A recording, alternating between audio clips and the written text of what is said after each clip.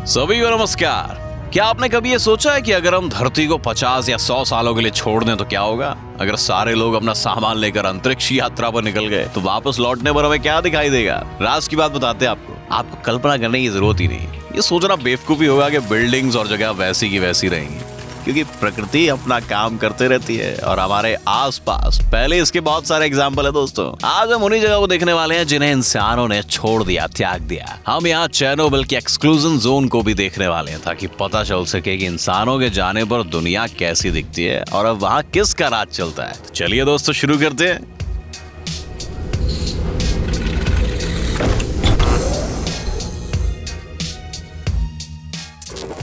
Animals of Chernobyl. आज नहीं तो कल प्रकृति इंसानों द्वारा छोड़ी गई सारी चीजों पर कब्जा कर ही लेती है। इसमें वो जगह भी शामिल है जहां जीवन का कोई नामो निशान नहीं होता।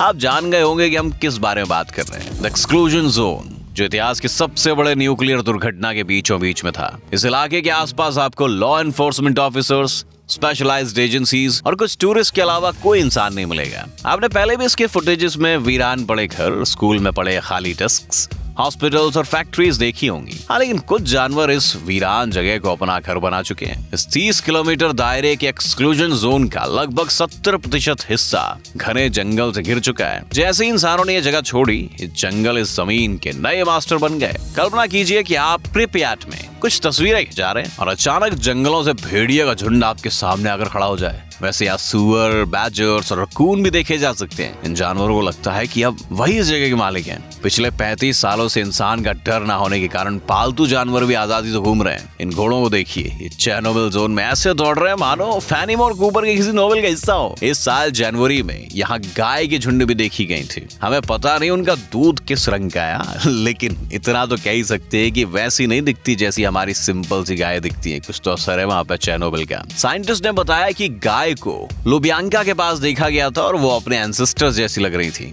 इनका झुंड बेहद अच्छी तरह से ऑर्गेनाइज था और हमेशा एक साथ रहता था। इनके बच्चे भी बड़ों के बीच रहकर सुरक्षित रहना सीख चुके थे। यहाँ के छोटे कीड़े जैसे कि बग्स, स्पाइडर्स और मशरूम्स भी काफी अच्छा महसूस कर रहे हैं। लेकिन आप समझ सकते हैं कि मशरूम्स खाने लायक नहीं है। देखा जाए तो यहाँ का फ्लोरा और फौना बिल्कुल हेल्दी लगता है, लेकिन रिसर्चर्स मानते हैं कि इनमें सीरियस जेनेटिक चेंजेस की संभावनाएं हैं। हमें पता है कि आपको ये सवाल सता रहा होगा, क्या चेर्नोबिल में कोई म्यूटेंट्स हैं? Well, enjoy the show. आपको बता ही देते हैं, चेर्नोबिल न्यूक्लियर पावर प्लांट की कूलिंग पॉन्ड के पानी की वजह से कैटफिश का आकार बड़ा हो चुका है। ये मछलियां कभी इतनी बड़ी नहीं होती थी पहले। कहा जाता है कि सिर्फ छोटी कैटिश सतह पर आती है और असली राक्षस पानी के नीचे छुपे हुए हैं। आप इस जगह पर ना ही जाएं तो अच्छा है, क्योंकि आने वाले सालों में जंगली जानवरों का खतरा बढ़ सकता है और अगले कई दशकों तक यहाँ का रेडिएशन खत्म नहीं होने वाला है।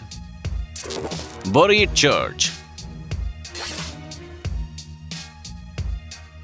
अच्छा, तो अभी हमने आपको जो बताया, म्यूटेंट कैटफिश से भरा एक्सक्लूजन जोन में जाना रिस्की लग रहा है आपको, है? कोई बात नहीं, हमारे ग्रह पर कुछ कम डरावनी लेकिन उतनी इंप्रेसिव और भी जगह हैं। मैक्सिको का एक छोटा सा गांव है सैन जुआन पारंगारिकुतिरो।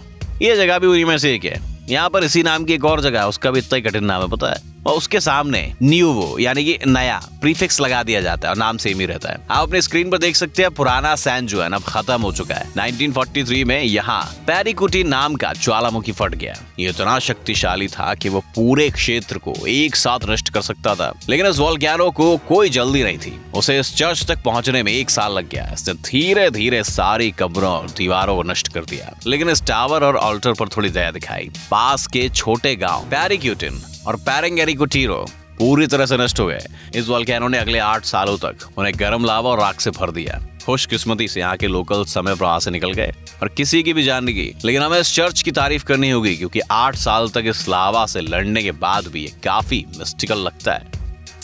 Flourishing village.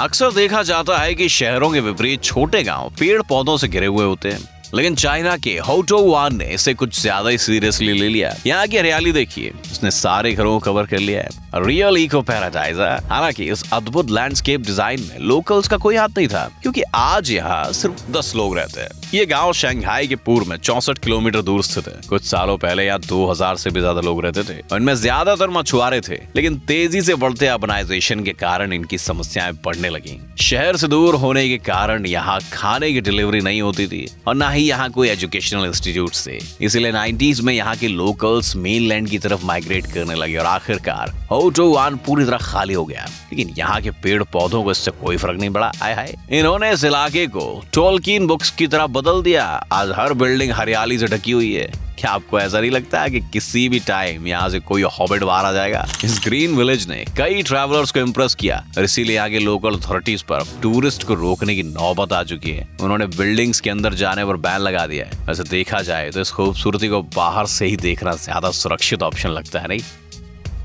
Pond in the basement. कभी कभी शॉपिंग मॉल्स कस्टमर्स को आकर्षित करने के लिए नए तरीके आजमाते हैं। इनमें से कुछ ने जायंट फिश टैंक्स भी बनाए।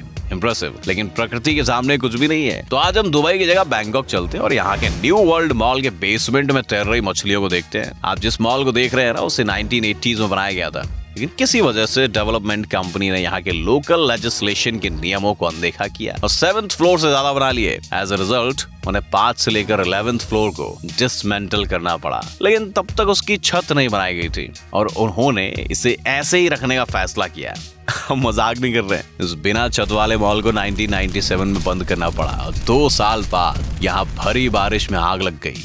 न्यू वर्ल्ड मॉल का बेसमेंट पानी से भर चुका था और ये मछुआरों के लिए एक आइडियल एनवायरनमेंट बन गया। यहाँ के लोकल्स इन खून चूसने वालों से परेशान हो गए, इसीलिए उन्होंने इस पूल में कुछ मछलियां छोड़ दी। मस्कीटो डाइट और कोई भी शिकारी ना होने के कारण ये मछलियां तेजी से मल्टीप्लाई होने लगी और जल्दी ये बेसमेंट एक टूरिस्ट अट्रैक्शन बन गया। हालांकि भविष्य में हम शायद ही इसे देख पाएंगे, क्योंकि अथॉरिटीज ने इस पूरे इलाके को बंद कर दिया है। इसीलिए फुटेज काफी यूनिक है भाई साहब, जो आप देख रहे हो। Flooded village.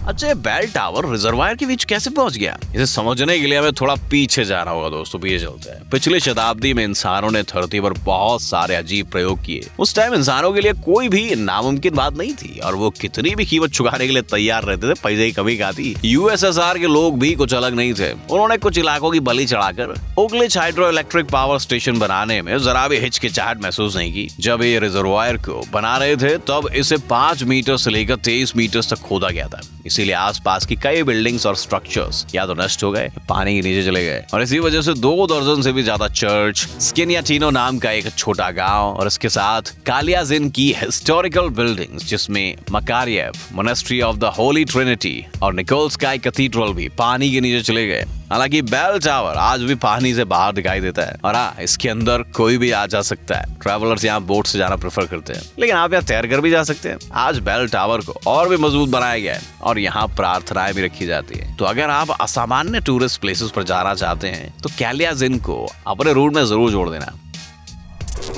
Villains island.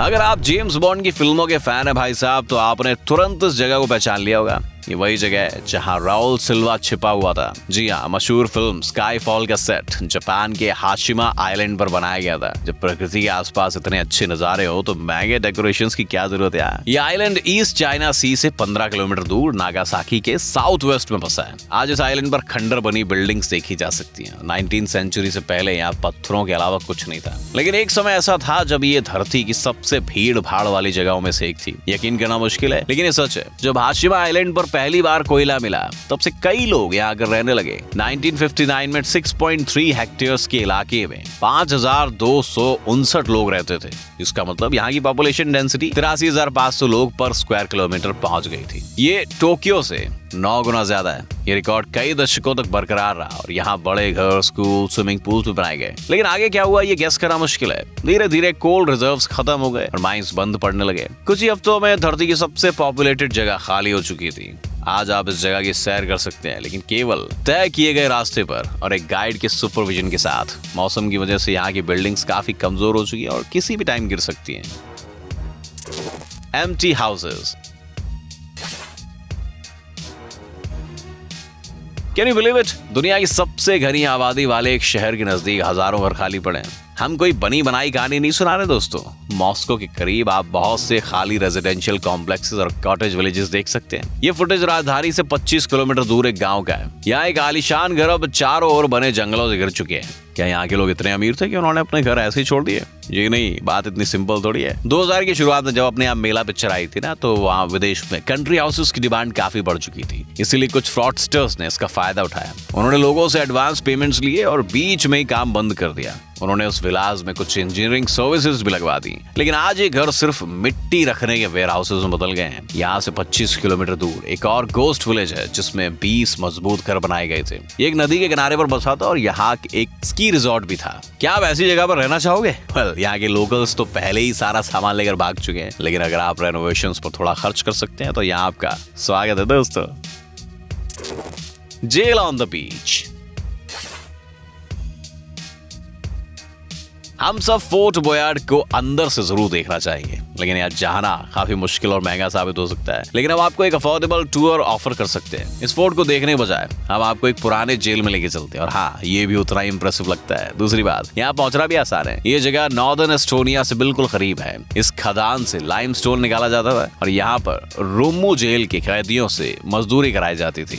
वैसे जेल का व्यू ज्यादा बुरा नहीं है, राइट? उन दिनों पर यहाँ पर कोई पानी या बीच नहीं था। 31 दिसंबर 2012 को रोमो के कैदियों को यहाँ से शिफ्ट किया गया।